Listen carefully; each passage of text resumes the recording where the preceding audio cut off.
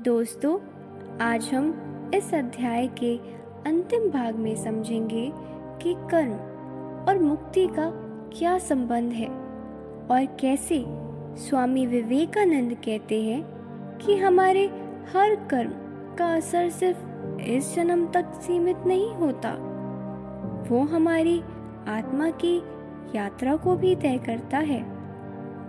जब तक हम ये नहीं समझते कि हमारे कर्म हमारे लिए क्या तय कर रहे हैं, तब तक हम सिर्फ एक मशीन की तरह जीते हैं। पर जब समझ जाते हैं, तब हम अपनी लाइफ के मास्टर बन जाते हैं। स्वामी विवेकानंद कहते हैं, ये एक सनातन नियम है कि बिना कर्म के कुछ नहीं मिलता।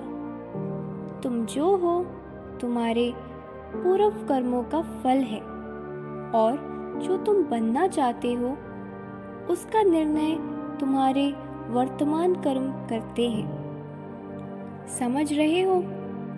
हमारी आज की हालत हमारे कल के कर्मों का फल है, और आज के कर्म हमारे कल को बनाते हैं। इसलिए वो कहते हैं, अपने कर्मों को इतना शुद्ध, इतना मजबूत बनाओ कि वो तुम्हारे लिए मुक्ति का मार्ग खोल दे। उन्होंने एक पावरफुल दृश्य दिया। एक मूर्ख जितनी भी किताबें खरीद ले, पर वो सिर्फ वही पढ़ सकता है जिसका अधिकार उसने कर्म से बनाया हो। उसके पास हजारों किताबें हो, पर ज्ञान नहीं। वैसे ही हम कितनी भी चीजें इकट्ठा कर लें, पर बिना उसके अधिकार के हम उनका अनुभव नहीं कर सकते। हम सभी अपने कर्मों के जिम्मेदार हैं।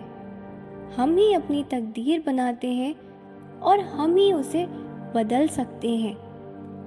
ये लाइन आज के यूथ के लिए एक मंत्र है, क्योंकि हर कोई चाहता है कि उसके सपने सच हो जाएं, पर असल में उन सपनों का मालिक वही है जो हर दिन का कर्म सच्चाई और पूरे डेडिकेशन से करता है। और अंतिम में स्वामी जी कहते हैं, जब तक हम समझते हैं कि हम ही काम कर रहे हैं और हम ही करता है, तब तक हम बंधे रहते हैं। जब हम समझ जाते हैं कि हम सिर्फ एक चैनल है, एक माध्यम है, तभी हम मुक्ति पाते हैं। कर्म का दृष्टिकोण बदलो। हर काम को एक सेवा समझकर करो, चाहे वो अपने काम का टारगेट पूरा करना हो या घर का काम।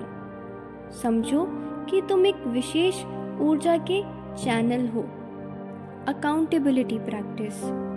हर रात अपने कर्मों का हिसाब लो, लिख लो, क्या आज के कर्म मुझे मेरे लक्ष्य के करीब ले गए या दूर। डिटैचमेंट डेवलप करो। कर्म में लगे रहो, पर फल की चिंता को छोड़ो। जब तुम निष्कर्म कर्म करना सीख जाओगे, तभी तुम्हारे कर्म तुम्हें मुक्ति की तरफ ले जाएंगे।